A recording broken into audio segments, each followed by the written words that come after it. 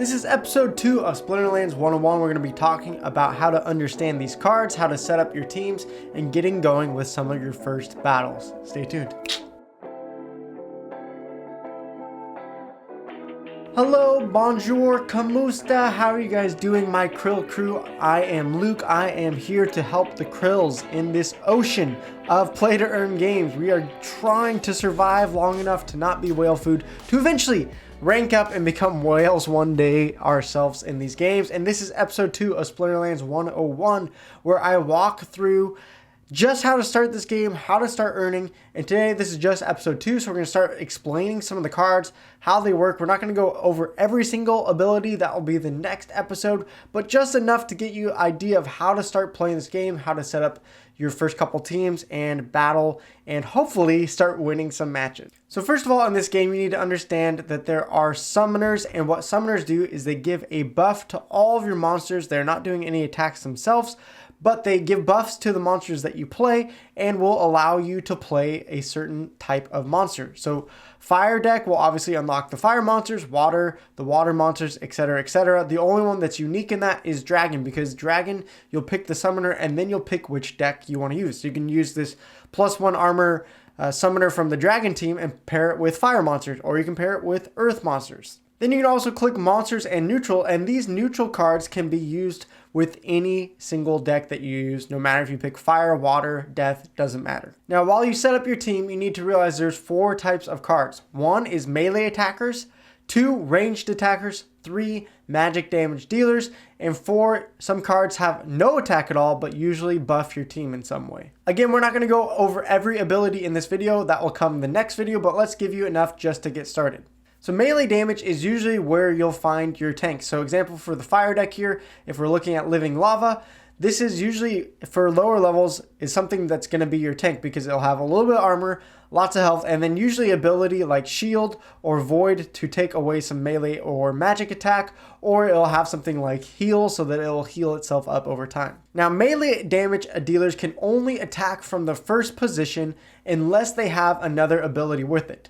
That ability is sneak for 1, and that is going to make your melee damage attacker attack the last enemy on their team instead of the first. So you could put this living lava in first and it'll attack the first monster. You can put the 10 striker anywhere else and it will always target their last monster unless they have a monster with taunt. Then the other ability, if it's a melee damage dealer, is opportunity. Opportunity allows you to attack the monster with the lowest amount of health.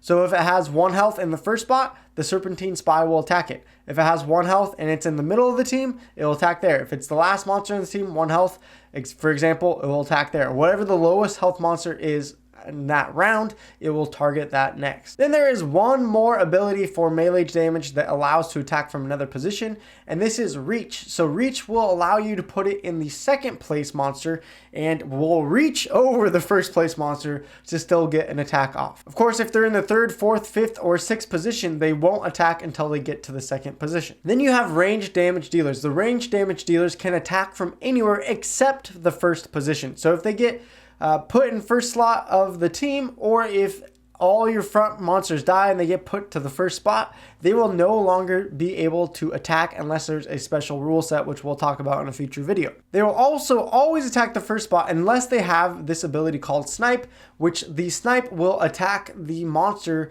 that is either ranged, magic, or no attack. So if it has melee, think about melee monsters kind of on the ground floor. Snipe will only attack monsters who are on this like snipe tower essentially, and that's monsters with no attack or if they have range or magic damage. Now there are some snipe monsters with sneak attack, but that is later on in this game once you get some leveled up cards or some epics and legendaries. The starter cards are not going to have any range damage with sneak attack. And then there is the magic damage dealers. Again, these magic damage dealers can attack from anywhere in the backline, and if they get into the first spot, unlike the range attack, they can still keep attacking. So it doesn't matter if they fall into the first position, they will still be able to get their magic damage off. Again, just like range, magic damage dealing can have snipe, which will attack the range, magic, or no attack monsters in the backline, or some, again, later on the road will even have a sneak attack and attack the monster in the back position. And then lastly, as I said, there are some monsters with no attack, and the reason you want to use this is sometimes,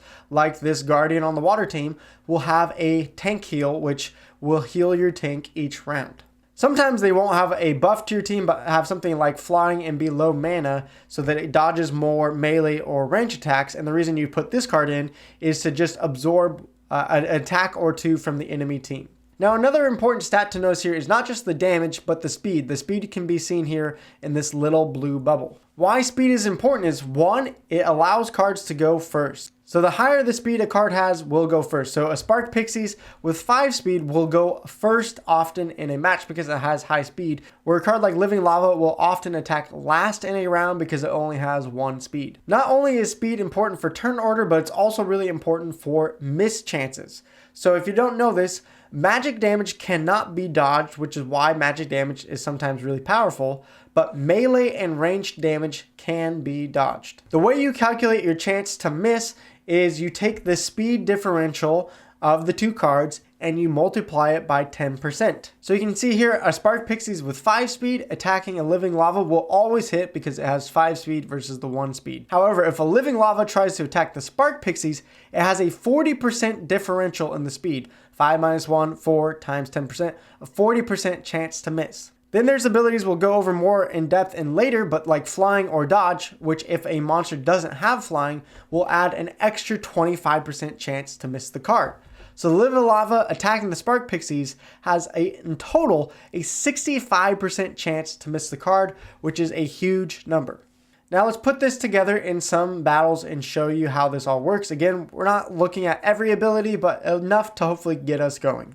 All right, we found our first battle here, and you can see all the decks are available. Once we're in Bronze 3 and Novice, all the rule sets are going to be standard. Once we get into later gameplay, we'll talk about rule sets and how they change the game. You can also look up here to see what their opponents have played for the last 4 rounds if you want to try to counter.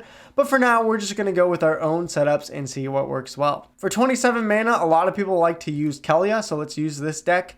What I like to do first is go to my high mana team, my 7+. And the reason why I do this is because we have 27 mana, which is quite some mana for these low ranks. And I like to think about what tank do I want to put first, because that often is what is most important for these high mana battles. Serpent of Eld is good because it has high speed and dodge, which a lot of people will miss the attacks. Then from there, we want to think about how to play this match. We can either go for snipe, we can go for sneak attack, or we can load up all of our damage into their front tank with using range and magic attack. You can also think about, how do I help my tank survive longer than theirs? So for a good strategy for 27 mana is to actually use this Healing Guardian and the Hireling to repair. This is gonna buff up our tank who already absorbs a lot of damage with the dodge, and keeping it alive longer will keep our team going and not lose our tank. Then with 27 mana, you can actually run 2 monsters with opportunity.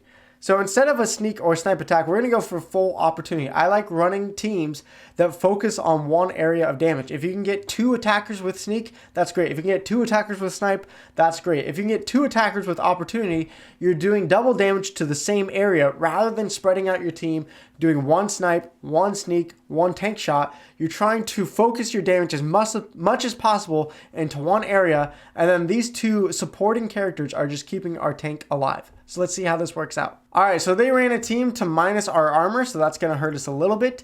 They also have an enemy here with taunt. And again, as I said earlier, taunt will make it so that any monster that can attack it will attack it. So our opportunity, while normally would attack this monster first because it has the lowest amount of health, this taunt is going to force it to attack the slip spawn instead. However, our tank might be able to survive with enough armor and heals. Let's see if this works. See, another miss here. That's why it's having that dodge is great for our team. We're also going to heal up our Serpent of Eld tank here on this next round. So far we're okay. You get another miss. This is why people like to run this. And then we're going to kill off the slip spawn here. Unfortunately, our armor repair did go down. We do get another miss there. And with the heal, we should be okay here to keep healing our tank. And you can see why having this tank that dodges and has high speed is so powerful at these levels. All right, he's going to get some misses there, but eventually we're going to take him down because his range attacker can't attack from the front line anymore. All right, let's find 2 more battles here, shall we? Again, you can see what they played last. This one is 25 mana. This time we're going to try going for a high magic damage dealing team. Now for this team, a lot of people play the Unicorn Mustang to continue to void magic damage. It reduces their magic damage total. So a lot of people use magic damage in these low levels. So let's put in our Unicorn Mustang to absorb some of that as a tank. Then we can put Goblin Psychic, who not only does magic damage, but has potential heal.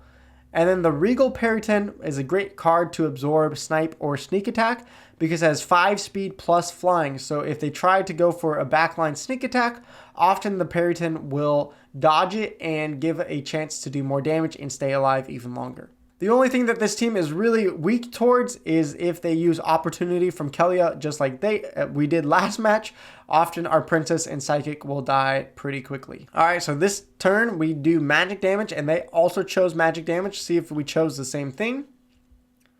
So they went for a slightly different strategy. Their Periton is in the 2nd position instead of ours being in last because we were trying to block their sneak attack. Unfortunately, they didn't do that. And so I think if we play out, it's either going to be a draw or they might win. You can see both teams are going to heal up a little bit.